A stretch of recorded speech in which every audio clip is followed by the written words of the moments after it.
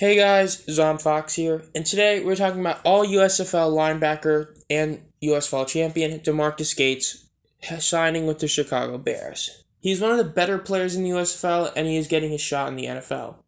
After his career, he's played in pretty much like every league. He played, with the Memphis Express, the Houston Roughnecks, the AF and XFL. He's been on, CFL teams as well. He's been a very, going around type of player. He ended up being All-USFL linebacker, one of the only three linebackers that got it. And that was due to him being 12th in total tackles and being pretty high up in sacks, as well as having 3 pass defenses. And he did have a couple forced fumbles and an interception. Overall, he was very solid. He won a couple Defensive Player of the Week awards during the year. Very solid player. As for the team he's joining, he's not really a middle linebacker. He's more of an edge type guy, so strong or weak side. He's not going to be a middle linebacker. Though, as for the starters on those two positions, you have Nicholas Morrow and Matt Adams. Then backups, you have Joe Thomas and Jack Sanborn. Then third string, you have Christian Albright and himself. As for the third string, Christian Albright, he's an undrafted free agent rookie. No need to worry about him. Jack Sanborn, another undrafted free agent rookie who's ahead of him. DeMarquis Gates could easily get above him, I feel like. Then Joe Thomas, he's a very big veteran type of guy. He's been mainly with Green Bay and Dallas the last years on a couple teams. He usually comes in, solid rotational type linebacker. He's not the best to have as your starter, but he'll get in, do decent for a backup type role. It's pretty much how he's been his whole career. Then as for their starters, Nicholas Morrow is heading to like his 7th year or something like that.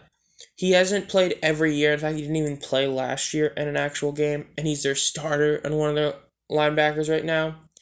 But the last time he did play was with the Raiders. He started 11 games for them back in 2020. He ended up having 78 total tackles, which is pretty respectable considering, hitting 100 in a season is considered really good, and he only started 11 games and played in 14. So, very solid linebacker to have. Not a superstar, but, he's solid. 8 tackles for losses, 3 sacks. Very, very good numbers for a guy like that. Matt Adams was a 7th-round pick back in 2018. As for him, he hasn't really done anything. He played in pretty much every game, mainly special teams type of guy, but he did have 10 tackles last year. But, this is one of them where I feel like for the first time really since, Christian Sam, I could say without a doubt that DeMarquis Gates really could become the starter on one of these linebackers.